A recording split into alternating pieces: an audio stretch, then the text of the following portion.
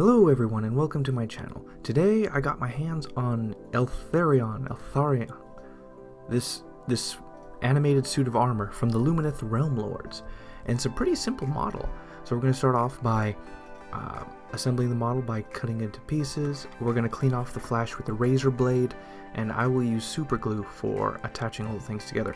Now, one thing to note when assembling this, I noticed that this model is very tiny, very brittle. It's attached, it's very thin. You can easily bend or break this model, so you're going to have to be very careful with it during assembly. You don't want to jam anything in there.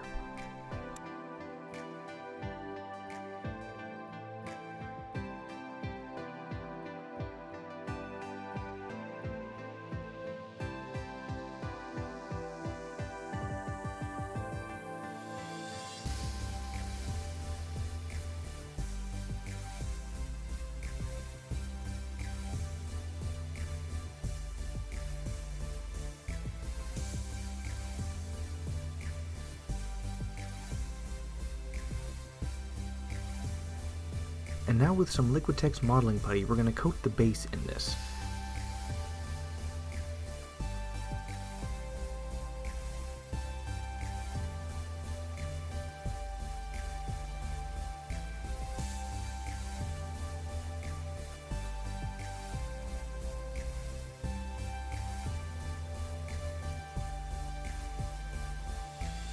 While that is drying, we will prep our model for priming. We'll place it on a disposable board, and then with some tape reverse, we'll attach it on there and we'll just prime it. While the base is still drying and still soft, we will then take the model and then apply it on to create a footprint on it. And now, once we have the indent, we're going to leave this overnight so it can fully harden.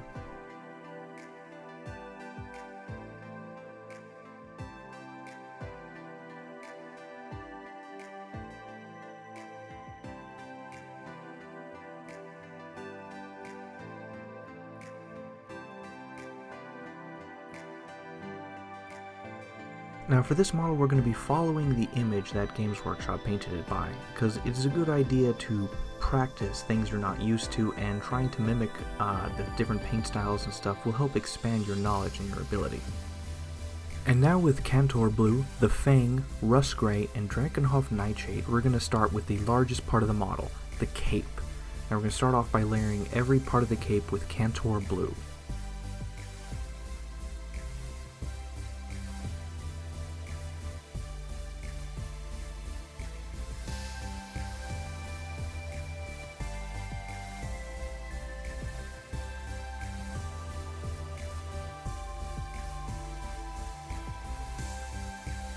We will then start next with a layer of Drakenhof Nightshade, so we can see exactly where the deepest, darkest recesses are, the shadows, and natural stuff. This is mostly to help us develop a guide, so we know where the raised areas are in more detail.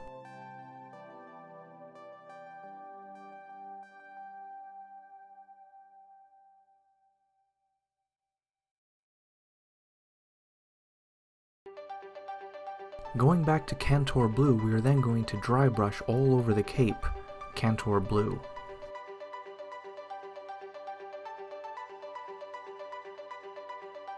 We will then move on to the Fang, and we will dry brush the Fang all over the cape as well, including the insides.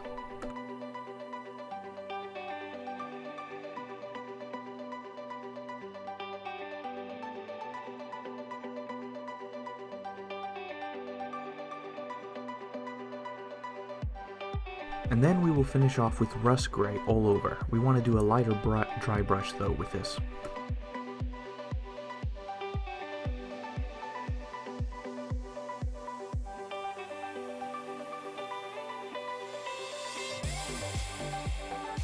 After doing it, it looks okay.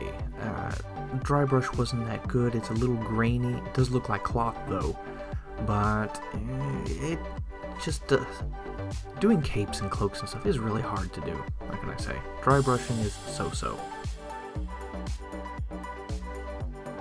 I then take the Fang and I decide to highlight the edges of the cape in order to add more of a bold look to it, as well as with making sure it's watered down well enough, paint the, I guess you could say, the ridges of the cloak where it folds the most, the highlighted areas.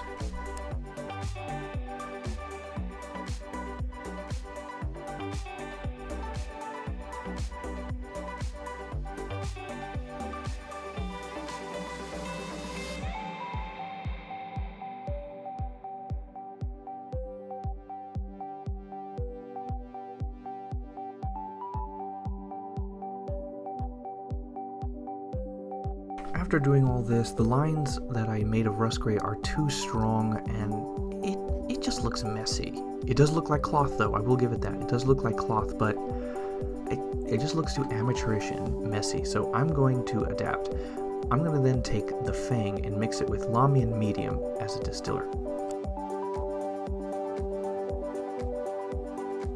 Mixed to essentially 10 parts Lamian to 1 part rust gray, and then I'm going to spray it on the large sections of the cloak, the raised areas.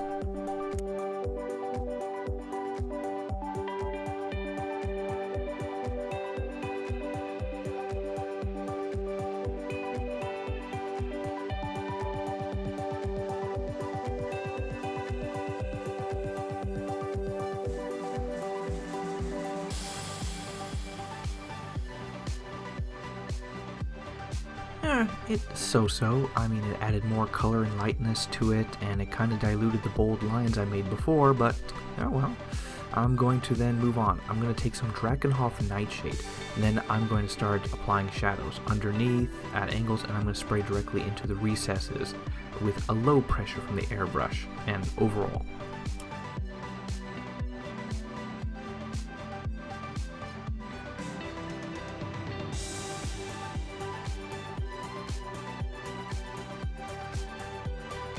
And now the cape looks very smooth. The lines, very bright lines are gone. The dry brushing doesn't look messy anymore. Actually, the paint comes out looking very smooth. The color is subtle. I really like this. This actually did very well. This fixed up a lot of the issues I had with the cape. Now it looks nice, smooth, flowing, and silky. And now, continuing to follow the picture guide, I'm going to use Rust Gray, Dawnstone, and Baneblade Brown to paint the giant stones that he's standing on. We're going to start off with a layer of rust gray all over. The stones have a bluish hue to them, so I will use this color as a base coat, and I'm going to dry brush everything else on. Then, using Dawnstone, I'm going to dry brush all over the stones. Now I want to do the stone first before the armor because it's probably going to carry onto the armor. I'm going to graze it. So take care of the stones next after the cape, so you don't ruin your painting from the previous steps. Also, I should have used a smaller dry brush. This dry brush was too big and had huge gaps that it missed. And then with Baneblade Brown, I'm going to go over and I'm going to apply the brighter stone color to this. Use a small dry brush with this to get into all the nooks and crannies. I eventually go back over with a smaller dry brush to fix it. And here we are, looking pretty good. Pretty good indeed. I should use this smaller brush on the Dawnstone more to get it in, because now you can barely see the Dawnstone. That's the one thing I think I messed up. And now with Pallid Witchflesh, we're going to move on to the armor. This is a very good off-white. It's not a pure white, but it's very strong, and it can cover over dark colors very easily.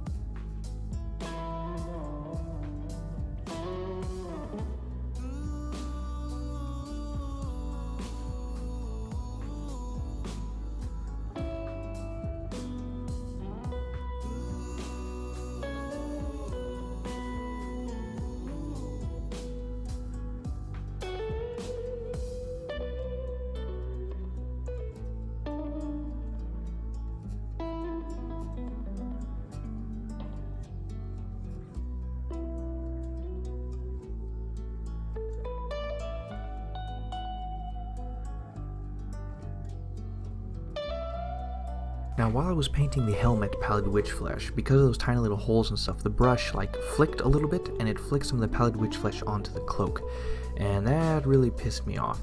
However, then I had a moment of inspiration. I then took the brush and then I loaded it with Pallid Witchflesh, and I flicked the brush, and it flicked little flecks of Pallid Witchflesh onto the cape. And so now the cape is the night sky, and the little white dots are stars, so it's a star cape now. So turned around a horrible accident into something good.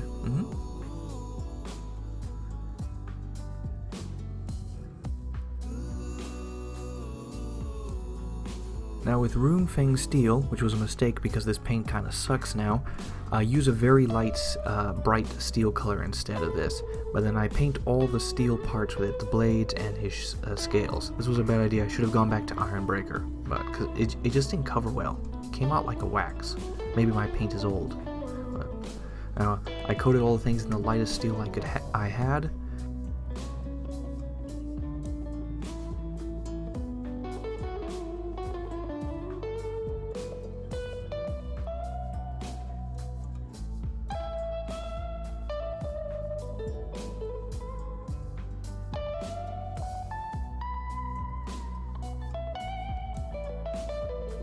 Moving on with Steel Legion Drab and Lamian Medium, we're going to do basically 1 part Steel Legion to 10 parts Lamian, and we're going to basically create a wash and we're going to apply it all over the armor. If you look carefully at the Games Workshop thing, all the flowery filigree on him is actually based with a brownish color, and so we're going to use this to pick out the detail of his armor.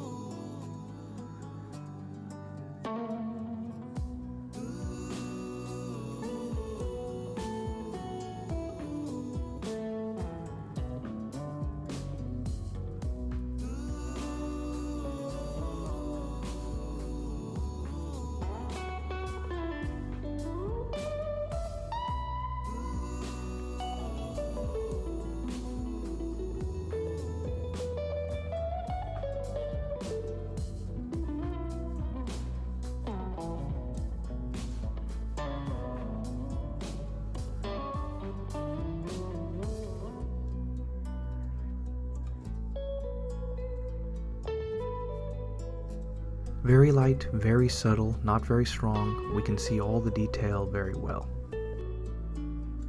I then apply more Runefang Steel to highlight the scales and the other metal pieces on the armor, since they also got a treatment of the Steel Legion Drab.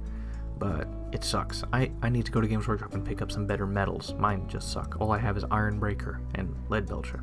I then go over a second coat with the Steel Legion Drab and Lamian Medium mix to add a bit more color and darker into certain areas that may not have gotten the wash as well.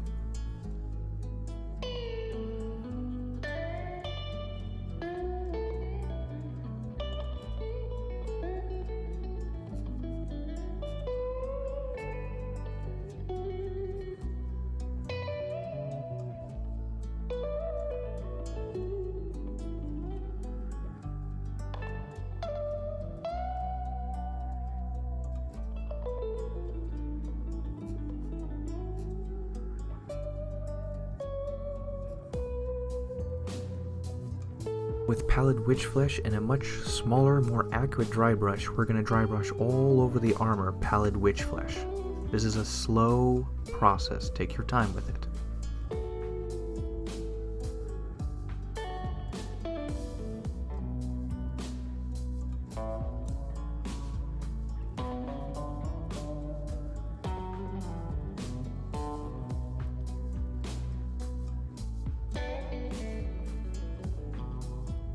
And now with White Scar White, we're going to go back and we're going to dry brush the upper raised areas, basically the top parts of the armor that are near light. And do this carefully too.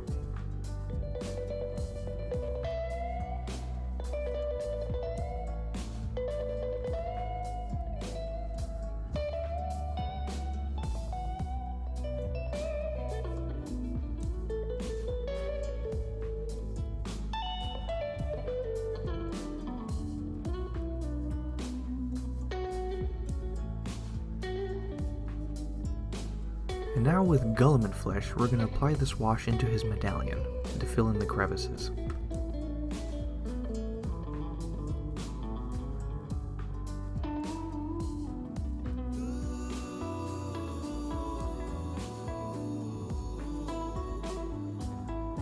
Then giving up on Runefang Steel, I then go to Ironbreaker and then apply this to the scales and various other metal places.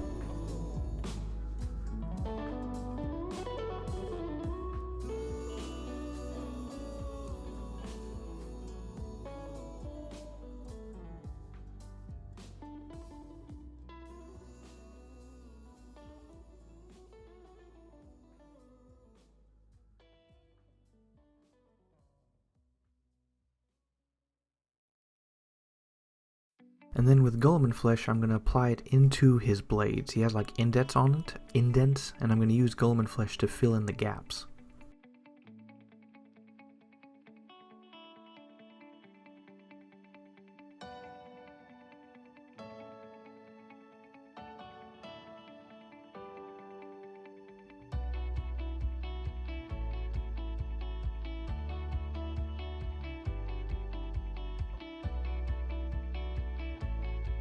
And then with Skeleton Horde Contrast, I'm going to apply this to this bird part of his helmet that he has up there. I'm going to end up applying 2 coats, because the picture shows it as kind of a metallic.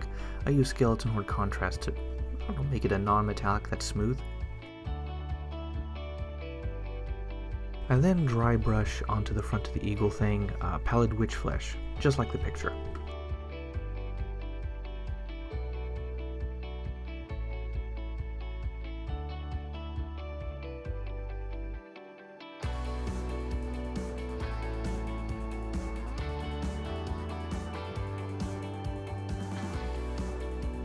I then go back with Runefang Steel, and then I dry brush over the blades, and this will keep the Guilliman Flesh in the crevices, but will pick out the metal and clean it up a bit.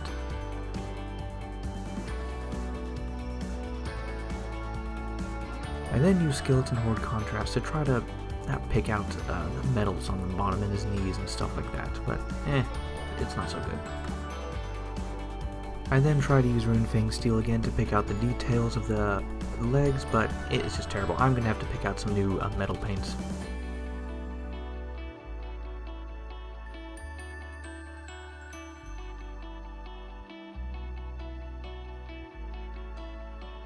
And now with the Fang and Lamian Medium, once again like that 1 part paint to 10 parts Lamian Medium, I then create a wash and then I apply it all over the blades to make them shine blue.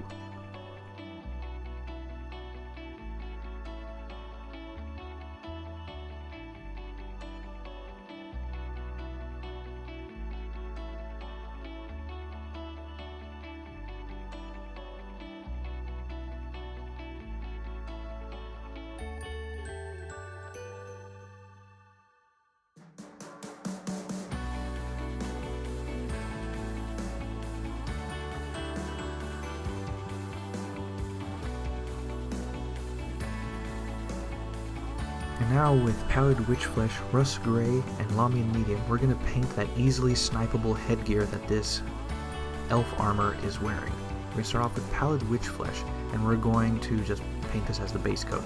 I'm going to have to use 2 coats of it though, because I watered the Pallid Witch Flesh too much.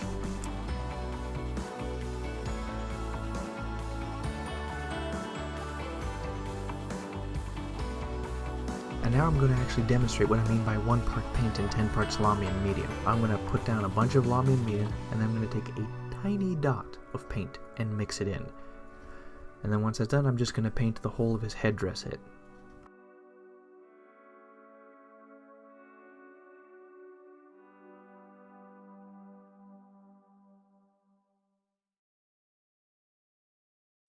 In the end, you will see me do a total of 3 coats of this, each getting further and further away from the edges and towards the center.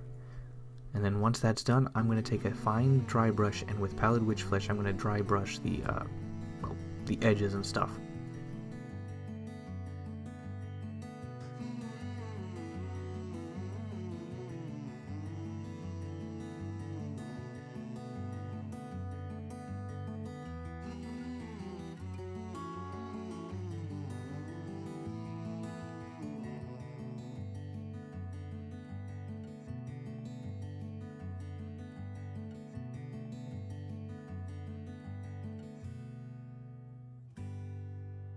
And now with Steel Legion Drab, Mournfang Brown, Lead Belcha, the only good metal paint I have apparently, and Skeleton Horde Contrast, we're going to paint the stupid scabbards that apparently are hidden deep within the cloak, folded in. I might recommend people paint this disassembled and then assemble it. Just FYI, this was actually pretty difficult. So we start off with Steel Legion Drab as a base layer for the scabbards. I will then use Mournfang Brown for the straps.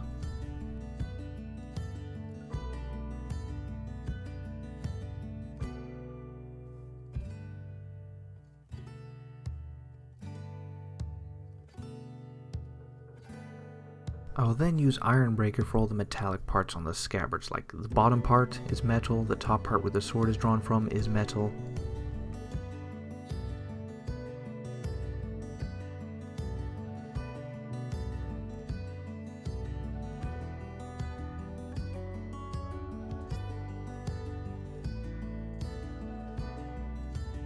And then I wrap it up with a layer of Skeleton Horde contrast all over the scabbards.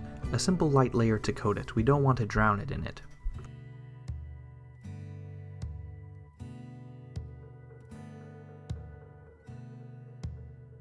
And then with Lead Belcha, since it's the only good metal I have, I then paint these, I don't know, gems? They're not gems. According to the art, he just has like this silvery metal on him as medallions and stuff.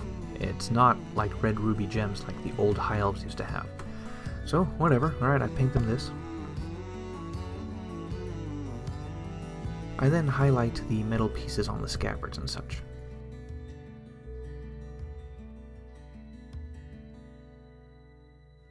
And then with Mournfang Brown, we're going to apply this to all the dirt on the base and and my base. And also the ring around the base is going to be Mournfang Brown. It's just my preferred color. And then with super glue, we're going to apply it all over the base and then just stick it together. And now with Elmer's School Gel, I like this because it is very thick. And then apply this all over the base, and then I apply some flock all over it.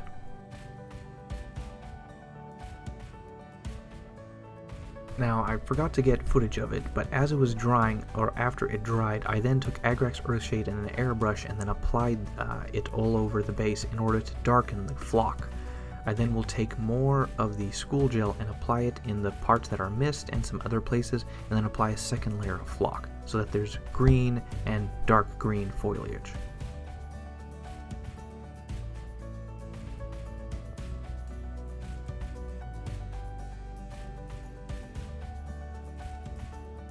I then make a massive mistake by using Liquitex matte varnish on this base. I should have used an airbrush for this and something else, but I couldn't actually use my airbrush at this time. Other weird reasons. But basically I applied this all over, and it went from dry green bright grass to it looked like after it rained. And now with AK Interactive Ultra Matte Varnish, I'm going to apply this all over the armor and the cape. The cape will look more cloth-like, the armor will look more bone-like and ivory-like.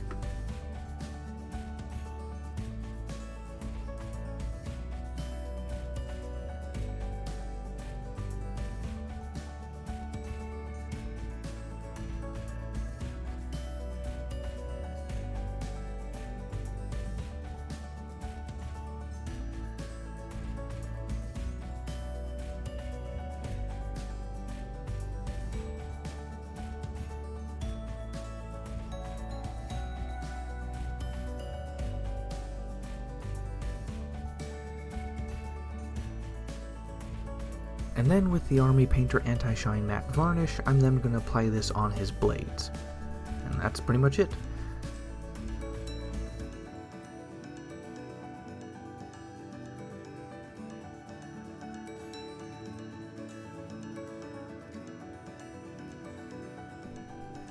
And then with Castellan Green, I'm going to paint these little things of grass that he has on the base. And then done.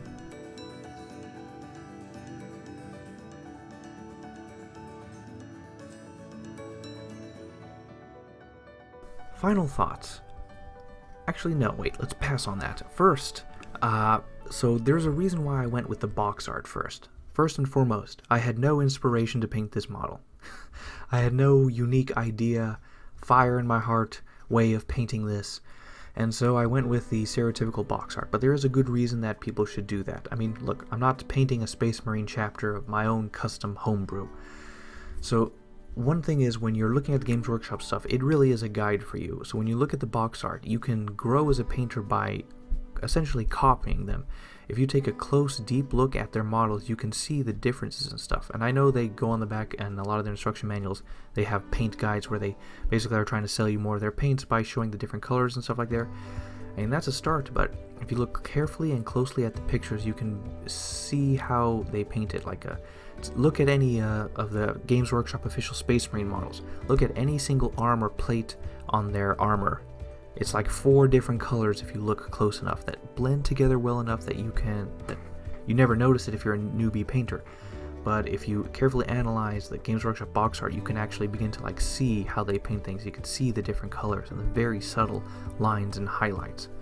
And so I use the box art essentially as a guide to help me grow as a painter. Like, I had no idea about using that Steel Legion drab wash on the armor to pick out the details and stuff, but I tried to copy it and it came out learning how to make this really cool looking bone armor. I mean, what can I say? It looks really good. And the attempt to fix the cape, and that looks pretty good, and trying to copy the box art on the headdress, it turned out pretty well.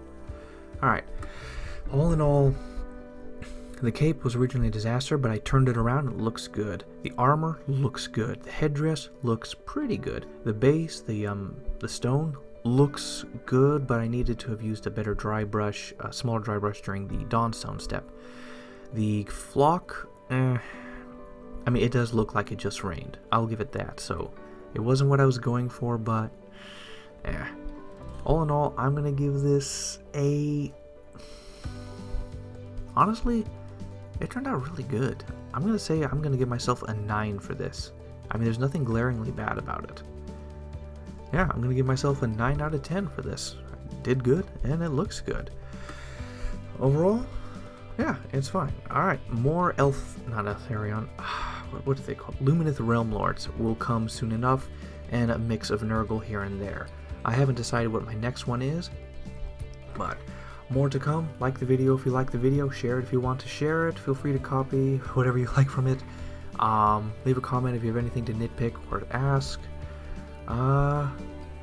Alright, this operation of me painting and stuff is funded by eBay because, well, I sell almost everything I paint here, so if you like this model and you want it, look on eBay, it's probably going to be there.